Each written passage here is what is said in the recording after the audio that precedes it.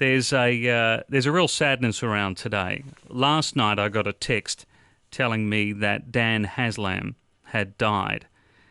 And even though we knew the day was coming, it didn't make it any easier.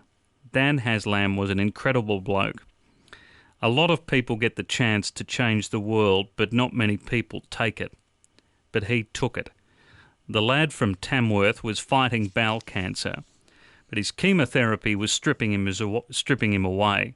Like most people who have the treatment, the chemo was fighting the cancer, and Dan was fighting both of them.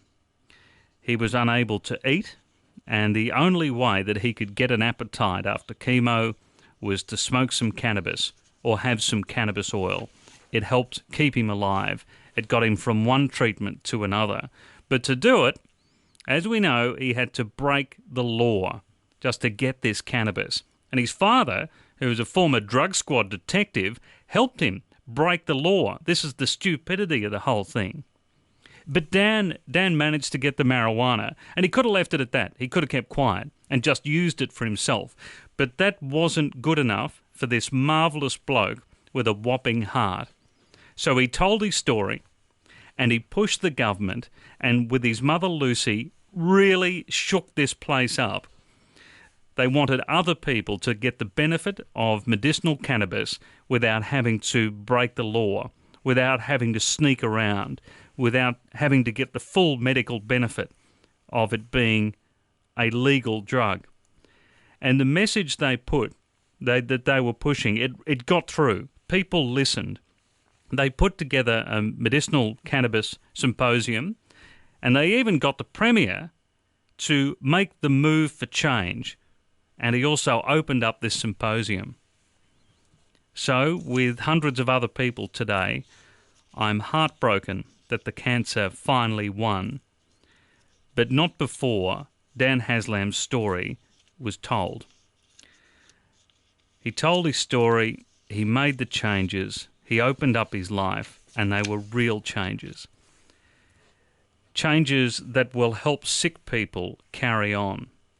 I say to you this, at the end of a life, even a short one, like Dan had, it's not a bad legacy, is it? I talked to Dan Haslam and his mum Lucy many times over the last year, and they got to us every time.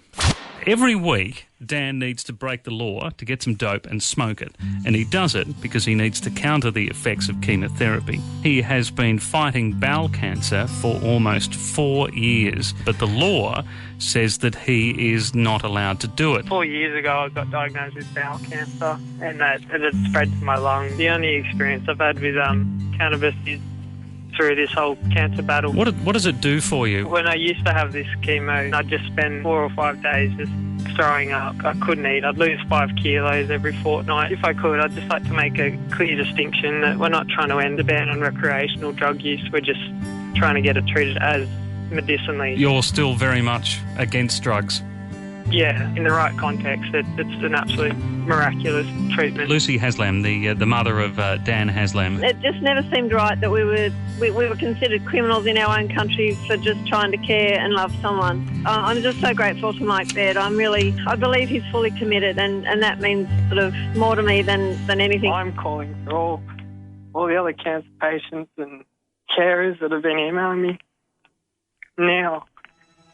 Be strong and help. He's receiving so many messages through Facebook, and, he's really struggling to come to terms with his own situation and helping himself. But, by the same token, he's really buoyed by the number of, messages of support. I don't think the politicians have any inkling of the monumental number of people that this is affecting adversely. I don't like this. I don't like the media attention. No, I understand. Now we just need some other people to get in there and help me along because I'm struggling. You've got the Premier of the most populous state in the country who's turned up at your symposium today and is backing this 100%. I hope you know what you've achieved here. This is really above politics. This is about looking after our loved ones. Yep. And people have just been brave enough to stand up now and say, no, look at me, I'm an example. And, they've risked a lot, and You know, there've been families here today with young children that are saying, you know, what about us? You know, they've got so much at risk.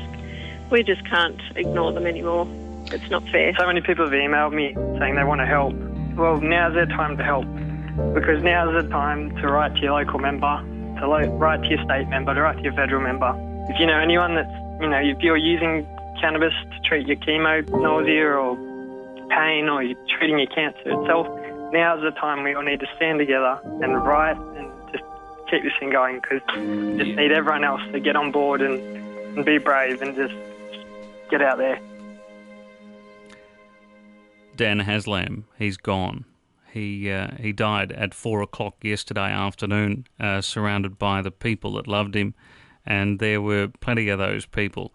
And he left something for us, and there will be many more people, thousands of people through the years that will be in his debt for what he did. And the challenge is now to the leaders, particularly to Mike Baird, to make good on his promise. Make it legal and get it to the families who need it.